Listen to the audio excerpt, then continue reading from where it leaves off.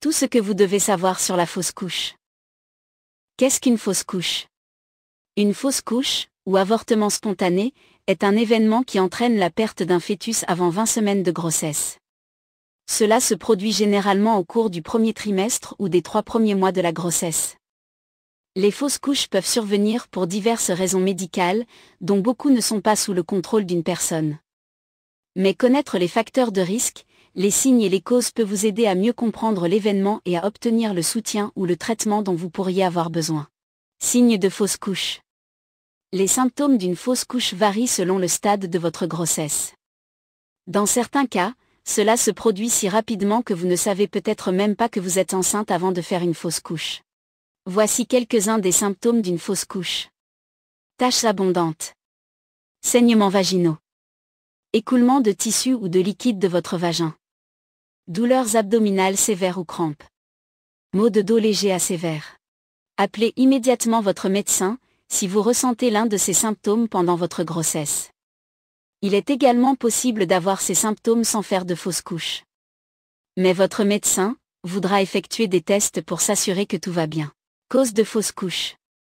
Bien que certaines choses augmentent le risque de fausse couche, ce n'est généralement pas le résultat de quelque chose que vous avez fait ou n'avez pas fait.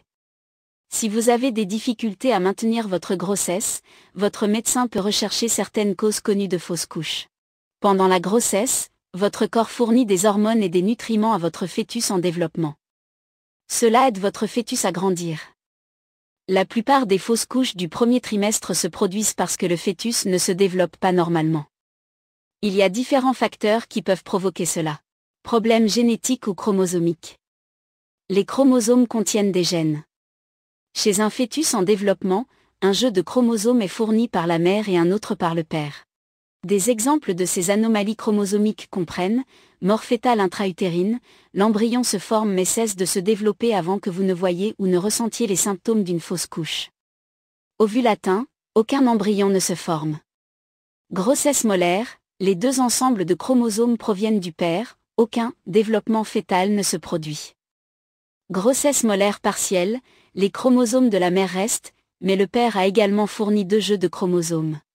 Des erreurs peuvent également se produire de manière aléatoire lorsque les cellules de l'embryon se divisent, ou en raison d'un ovule ou d'un spermatozoïde endommagé. Des problèmes avec le placenta peuvent également conduire à une fausse couche. Conditions sous-jacentes et habitudes de vie. Diverses conditions de santé et habitudes de vie sous-jacentes peuvent également interférer avec le développement du fœtus. L'exercice et les rapports sexuels ne provoquent pas de fausse couche. Travailler n'affectera pas non plus le fœtus, à moins que vous ne soyez exposé à des produits chimiques nocifs ou à des radiations. Les conditions qui peuvent interférer avec le développement du fœtus comprennent mauvaise alimentation ou malnutrition, consommation de drogue et d'alcool, âge maternel avancé, maladie thyroïdienne non traitée, problèmes avec les hormones, diabète non contrôlé, infection, traumatisme, obésité, problème avec le col de l'utérus, utérus de forme anormale, hypertension artérielle sévère, intoxication alimentaire, certains médicaments. Consultez toujours votre médecin avant de prendre des médicaments pour vous assurer qu'un médicament peut être utilisé en toute sécurité pendant la grossesse. Fausse couche ou règles. Souvent, une fausse couche peut survenir avant même que vous ne sachiez que vous êtes enceinte. De plus, comme pour vos règles, certains des symptômes d'une fausse couche impliquent des saignements et des crampes. Alors comment savoir si vous avez des règles ou une fausse couche? Lorsque vous essayez de faire la distinction entre une période et une fausse couche, plusieurs facteurs doivent être pris en compte. Symptômes, des douleurs dorsales ou abdominales sévères ou qui s'aggravent, ainsi que des fluides et de gros caillots peuvent indiquer une fausse couche. Temps, une fausse couche très tôt dans la grossesse peut être confondue avec une période. Cependant, cela est moins probable après 8 semaines de grossesse. Durée des symptômes, les symptômes d'une fausse couche s'aggravent généralement et durent plus longtemps qu'une période. Taux de fausses couches par semaine. La plupart des fausses couches surviennent au cours du premier trimestre, 12 premières semaines, de la grossesse. Les premières semaines de grossesse sont celles où une femme est le plus à risque de faire une fausse couche. Cependant, une fois que la grossesse atteint 6 semaines, ce risque diminue. De la 13e à la 20e semaine de grossesse, le risque de fausse couche diminue encore.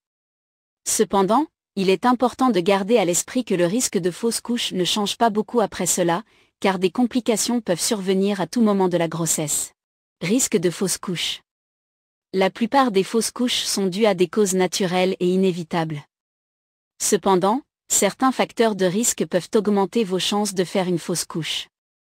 Ceci inclut traumatisme corporel, exposition à des produits chimiques nocifs ou à des radiations, l'usage de drogue, l'abus d'alcool, consommation excessive de caféine, fumeur, 2 fausses couches consécutives ou plus, être en insuffisance pondérale ou en surpoids, maladie chronique non contrôlée, comme le diabète, problème avec l'utérus ou le col de l'utérus. Être plus âgé peut également affecter votre risque de fausse couche. Les femmes de plus de 35 ans ont un risque plus élevé de fausse couche que les femmes plus jeunes. Ce risque n'augmente que les années suivantes. Une seule fausse couche n'augmente pas le risque d'avoir d'autres fausses couches. En fait, la plupart des femmes porteront un bébé à terme. Les fausses couches à répétition sont en fait assez rares. Type de fausse couche, il existe de nombreux types de fausses couches. En fonction de vos symptômes et du stade de votre grossesse, votre médecin diagnostiquera votre état comme l'un des suivants. Fausse couche complète, tous les tissus de grossesse ont été expulsés de votre corps. Fausse couche incomplète, vous avez laissé passer des tissus ou du matériel placentaire, mais il en reste encore dans votre corps. Fausse couche manquée, l'embryon meurt à votre insu et vous ne l'accouchez pas. Menace de fausse couche, les saignements et les crampes indiquent une possible fausse couche à venir. Fausse couche inévitable, la présence de saignements, de crampes et de dilatation cervicale indique qu'une fausse couche est inévitable. Fausse couche septique, une infection s'est produite dans votre utérus.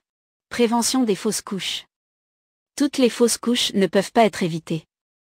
Cependant, vous pouvez prendre des mesures pour aider à maintenir une grossesse en santé. Voici quelques recommandations. Obtenez des soins prénataux réguliers tout au long de votre grossesse.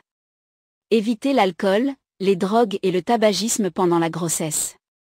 Maintenir un poids santé avant et pendant la grossesse. Évitez les infections.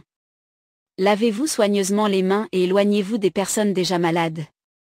Limitez la quantité de caféine à pas plus de 200 mg par jour. Prenez des vitamines prénatales pour vous assurer que vous et votre fœtus en développement obtenez suffisamment de nutriments. Adoptez une alimentation saine et équilibrée avec beaucoup de fruits et légumes. Traitement des fausses couches. Le traitement que vous recevez pour une fausse couche peut dépendre du type de fausse couche que vous avez eue. S'il n'y a plus de tissu de grossesse dans votre corps, fausse couche complète, aucun traitement n'est requis. S'il y a encore des tissus présents dans votre corps, il existe différentes options de traitement. La gestion expectative, c'est-à-dire où vous attendez que les tissus restants sortent naturellement de votre corps. Prise en charge médicale, qui consiste à prendre des médicaments pour vous aider à éliminer le reste des tissus restants. Prise en charge chirurgicale, qui consiste à retirer chirurgicalement tout tissu restant. Récupération physique. Le rétablissement de votre corps dépendra de l'avancement de votre grossesse avant la fausse couche. Après une fausse couche, vous pourriez ressentir des symptômes tels que des taches et une gêne abdominale. Alors que les hormones de grossesse peuvent persister dans le sang pendant quelques mois après une fausse couche, vous devriez recommencer à avoir des règles normales dans 4 à 6 semaines. Évitez d'avoir des relations sexuelles ou d'utiliser des tampons pendant au moins 2 semaines après une fausse couche. Accompagnement après une fausse couche. Il est normal de ressentir un large éventail d'émotions après une fausse couche. Vous pouvez également ressentir des symptômes tels que des troubles du sommeil, un manque d'énergie et des pleurs fréquents. Prenez votre temps pour pleurer votre perte et demandez de l'aide lorsque vous en avez besoin. Vous pouvez également envisager les éléments suivants. Demandez de l'aide si vous êtes débordé. Votre famille et vos amis peuvent ne pas comprendre ce que vous ressentez, alors dites-leur comment ils peuvent vous aider. Rangez tous les souvenirs de bébé, vêtements de maternité et articles pour bébé jusqu'à ce que vous soyez prêt à les revoir.